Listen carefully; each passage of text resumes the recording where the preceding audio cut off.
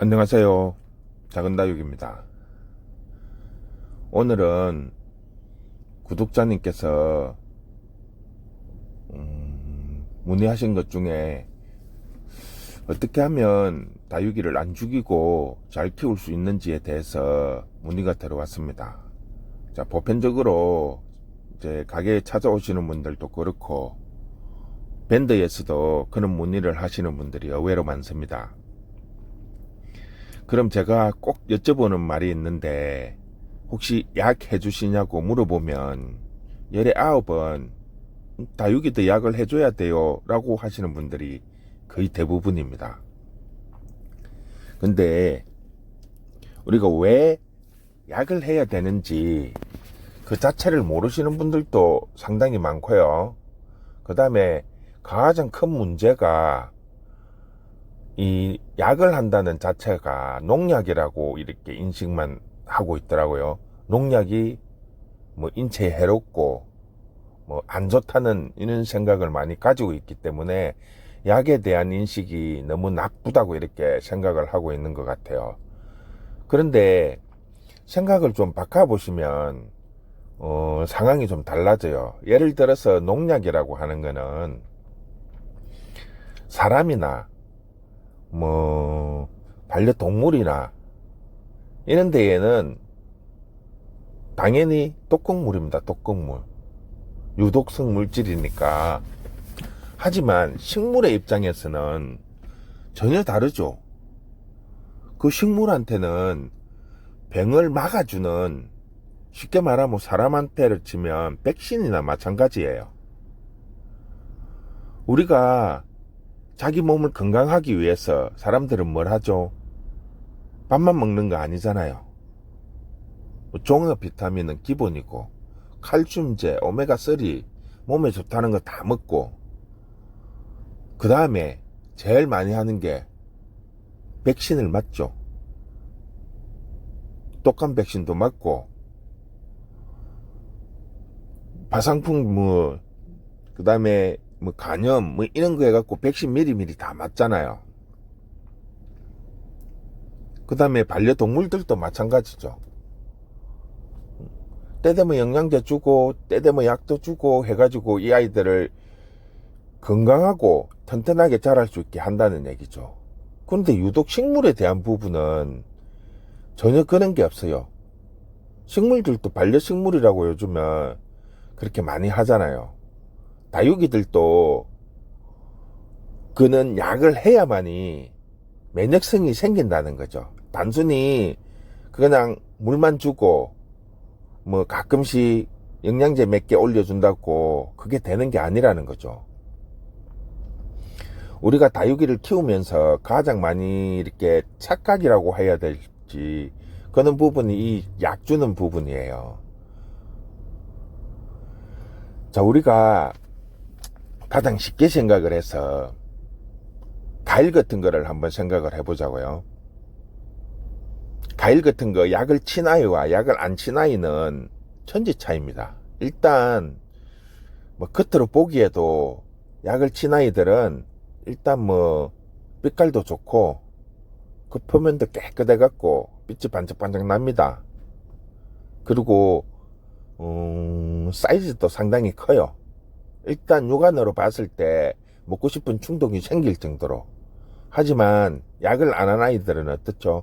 그 표면부터가 거칠고 투박하죠. 그리고 사이즈도 작아지고 뭐 친환경이라고 해가지고 뭐 몸에 좋다는 이야기는 하지만 실질적으로 선뜻 그는 걸 먹는 사람이 그리 많지 않습니다. 그런데 문제는 걔들은 식용이잖아요. 사람이 먹는 거. 하지만 다육이는 뭐 삶아 드실 거 아니잖아요. 구워 드실 거 아니잖아요. 그런데 왜 약을 안 하냐고요. 더 예쁘게 키울 수 있고 병에 적응력이 생겨서 병도 잘 안 하고 더 이쁘고 튼튼하게 키울 수 있는데 약은 해주지 않으면서 어떻게 안 죽이고 예쁘게 볼 수 있냐고를 문의를 하시면 참 난감하다고요. 뭐 때 되면 물 주는 거, 그 당연한 거예요. 그거는. 그것보다는 약을 해서 이 아이들이 병에 대한 내성이 생기게끔 만들어줘야 된다는 거죠. 그런 조치를 하지 않고 그냥 왜 죽느냐만을 생각을 하시면 절대로 안 됩니다. 우리가 아플 때 병원 가서 주사 맞고 백신 맞아 봐봐야 큰 효과 없어요. 식물들도 마찬가지입니다. 병이 왔을 때 약을 치면 살아날 수 확률이 20%밖에 안 돼요. 살아나도 찌질이밖에 안 되는 경우가 상당히 많습니다. 하지만 병이 오기 전에 미리미리 약을 주면 그 효과는 천지차이예요. 거의 80%는 살릴 수가 있고 아주 예쁘게 건강하게 키울 수가 있는데, 약을 미리 하지 않으면 병이 왔을 때 약을 치면 거의 80%는 죽습니다. 사람들도 자기 관리를 하듯이 다육이들도 그렇게 관리를 해야 된다는 거죠. 그리고 가장 많이 잘못 알고 있는 것 중에서 하나가, 꼭 약을 하시면 장마 때만 한다라고 해요. 장마 때만. 보통 보면 6월 중순 되면 장마가 시작됩니다. 그러면 주로 약을 하시는 분들이 특징이 한 달 전에 5월 중순부터 뭐 일주일에서 열흘 간격으로 한 두세 번 치면 끝이에요. 자, 백신이라는 게 어떤 거죠? 보통 보면 우리가 독감 백신을 맞으면 2, 3개월 전에 맞아야 효과가 있다고 그랬죠. 그게 뭐냐 하면, 쉽게 말을 하면 그 약이 내 몸에 들어와서 몸 전체에 퍼져서 내 몸 속에서 내성이 생길 시간이 필요하다는 거죠. 이 식물에 대한 약도 마찬가지예요. 제가 뭐 이렇게 약을 써보고 영양제도 써보고 이렇게 해보지만 특히 식물한테는 사람보다도 더 늦어요. 그 내성이 생겨서 효과가 나타나려면 보통 3개월 이상이 걸리더라고요. 자, 그리고 이게 꼭 장마 때 해주는 게 아니에요. 약이라는 게 단순히 유독성, 독극물만 있는 게 아니에요. 그 속에는 칼슘제도 들어있고 식물한테 필요한 영양소들이 함께 들어가 있습니다. 즉 뭐냐면 식물들을 튼튼하게 만들면서 내성이 생기게끔 하는 거죠. 그래서 약이라는 걸 딱 장마 전에만 치는 게 아니라 1년에 주기적으로 날짜를 정해서 꼬박꼬박 치주시고, 그리고 특히 장마 때는 미리 한 달 전에, 예를 들어서 한 달에 한 번 치면 장마 되기 한 달 전에는 일주일에 한 번 정도 해갖고 그 당시는 조금 양을 늘려주는 게 식물들한테는 훨씬 더 도움이 된다는 거죠. 그 부분을 빼먹고 맨날 예쁘고 안 죽게 키우려고 하니까 안 된다는 거죠. 보편적으로 우리가 먹는 음식에 약을 친다는 거는 문제가 있지만, 이 다육이는 우리가 먹을 게 아니잖아요. 예쁘고 튼튼하게 보일 수 있는 게 좋은 거잖아요. 그러니까 꼭 약을 해주세요. 그리고 약이라는 게 식물들이나 병에 대한 부분이 내성이 있지만, 이거를 한 약을 가지고 계속 치주면 이 약에 대한 내성이 생겨요.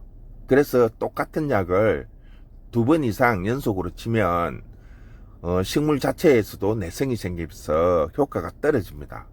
그래서 뭐 살균제든 살충제든 약을 보통 2개에서 3개 정도를 구입을 하셔서 2번 치고 나면 또 다른 약 치시고, 또 2번 치고 나면 다른 약 치시고 해서 식물들이 어떠한 특정한 약에 대한 내성이 안 생기게끔 그렇게 해주는 것도 상당히 중요합니다. 즉 효과가 떨어진다는 거죠. 한 약을 계속 쓰게 되면 적응력이 생기니까. 사람들도 그렇잖아요. 이 보그 같은 것도 처음에 먹으면 사람이 죽습니다. 그 보그의 독은. 하지만 그 독을 처음에 국을 끓여서 먹어도 한 숟가락 먹고, 그 다음날은 2숟가락 먹고, 그 다음날은 3숟가락 먹고, 이렇게 해서 사람 몸에 독이 내성이 생기게끔 했을 때는 나중에는 그냥 일반적으로 국 끓여서 먹듯이 먹어도 아무 효과가 없어요. 독에 대한 내성이 생기기 때문에. 오히려 그 독이 뭐 암이나 이런 다른 균을 죽일 수 있는 효과가 있습니다. 그거와 똑같은 거예요. 똑같은 약을 계속 치주면 이 식물에도 내성이 생겨서 약의 효과가 떨어진다는 거죠. 그래서 꼭 약은 2번 이상 같은 약을 쓰지 말라는 거, 그걸 꼭 명심해 주시기 바랍니다.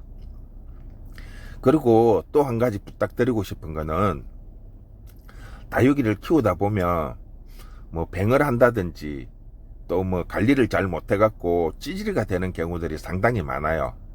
자, 그런 부분을 보시면 어떤 분들은 그냥 뽑아서 쓰레기통에 버리더라고요. 그런 거 보면 참 안타까워요. 예를 들어서 개들이 10만원짜리 100만원짜리 같으면 쓰레기통에 버리겠냐는 얘기죠. 절대 안 버립니다. 이파리 하나라도 살려서 이꼬지라도 하려고 하겠죠. 그런데 뭐 몇천원짜리 뭐 다시 사면 되지 하고 버리는 경우들이 상당히 많아요. 자, 그런 거 보면 참 가슴이 아픕니다. 저희 같은 경우에도 매장이나 뭐 이렇게 키핑장에서 보면 쓰레기통에 다육이들 버리는 거 종종 있습니다. 자, 그런 거 보면 걔들도 생명이잖아요. 아직 살아있는 생명인데 그 사람들이 너무 이렇게 뭐 등한시하는 경우들이 많아요. 처음에 다 본인들이 좋아서 구입을 했잖아요. 그 처음에서 구입하실 때 얼마나 그 행복했어요. 그런 즐거움을 나에게 준 아이인데 그냥 병이 왔다든지 조금 상태가 찌질하다고 쓰레기통에 버린다는 건 아니라고 생각합니다. 저는 손님들이나 이렇게 버리고 나면 제가 그거 다시 주워갖고 손질해서 흙에 묻어 놓습니다. 그러면 거의 한 80, 90%는 살아나요. 관리만 잘 하시면. 그러면 뭐 손님들 오시면 더 물어주는 경우도 있고, 그냥 이렇게 나눔하신 거나 또 매장에 이렇게 보면 뭐 거는 거 자리 잡으면 훨씬 이뻐지는 경우도 많아요. 특히 이렇게 병을 하고 난 다음에 보면 입장들이 좀 짧아진다든지 약간 입장이 변형이 온다든지 그런 경우도 상당히 종종 있습니다. 그러면 뭐 팔기도 하곤 합니다. 근데 돈이 중요한 게 아니에요. 그거 몇천 원 더 벌기 위해서 그 아이들을 살리는 게 아니에요. 올여름에 마리아 빼끔 쳐라 뭐 100만원씩 하는 거 2개나 죽었어요. 그래도 신경 안 씁니다. 왜? 또 만들어내면 되니까. 얼마든지 키울 수 있으니까. 근데 그런 개념이 아니라는 거죠. 다육이를 처음에 샀을 때 나한테 그만큼 큰 행복을 준 아이인데 그런 아이들을 너무 쉽게 포기를 한다는 거죠. 그런 게 가슴이 아프다는 거예요. 우리가 반려동물도 좋아하지만 반려식물 아니에요. 나에게 그만큼 큰 기쁨을 주고 행복을 준 아이인데 이거 뭐 상태가 조금 안 좋다고 그냥 쓰레기통으로 버린다는 거는 좀 아니라고 생각을 해요. 그래서 뭐 남들이 볼 때는 그뭐 찌질이 그거 참 너무 뭐 매달리는 거 아니냐 이렇게 하시는 분들도 종종 있던데 너무 그렇게 생각하시지 마시고, 그래도 아직까지는 자기 나름대로 살려고 발부둥 치는 애들인데 포기하지 마시고 조금 더 관리를 해주시면 충분히 살릴 수 있는 부분도 있습니다. 차라리 본인이 하기 싫으면 그런 것도 조금 제대로 관리해서 나눔하셔도 좋습니다. 요즘 뭐 밴드나 카페 같은 데 보면 나눔하는 데 많잖아요. 그 뭐 찌질이를 나눔을 하라는 게 아니라 그 아이들 조금 잘 관리하시면 충분히 좋은 아이들로 만들 수 있습니다. 그렇게 만들어서 나눔을 하시면 훨씬 더 좋지 않겠습니까? 그 특히 초보자들은 그런 거 하나라도 받으면 엄청 좋거든요. 그게 단순히 나쁜 게 아니에요. 병을 한다든지 찌질하다는 게 그게 죽는 게 아니에요. 충분히 관리를 해서 튼튼한 아이를 만들 수 있습니다. 오늘은 제가 다육이를 어떻게 하면 안 죽이는지에 대해서 설명을 했는데 단순히 어떤 노하우에 의한 것이 아니에요. 농장도 그렇고 어디 가도 약 해줍니다. 주기적으로. 그러니까 여러분들도 너무 그냥 이 농약이라고 하는 자체를 독극물로 생각하셔가지고 이렇게 멀리 하시는 경우들이 상당히 많아요. 우리가 직접 먹는 농산물이나 그런 것 같으면 조금 고려는 해봐야 되겠지만 이건 그게 아니잖아요. 우리가 먹는 게 아니고 우리가 눈으로 보고 즐기는 거잖아요. 농약을 친다고 해가지고 내 몸에 이상이 있는 건 아니잖아요. 오히려 식물에게는 백신이나 마찬가지예요. 훨씬 더 튼튼하고 예쁘게 키울 수 있는 이런 약이라는 거죠. 걔들한테는 백신입니다. 백신.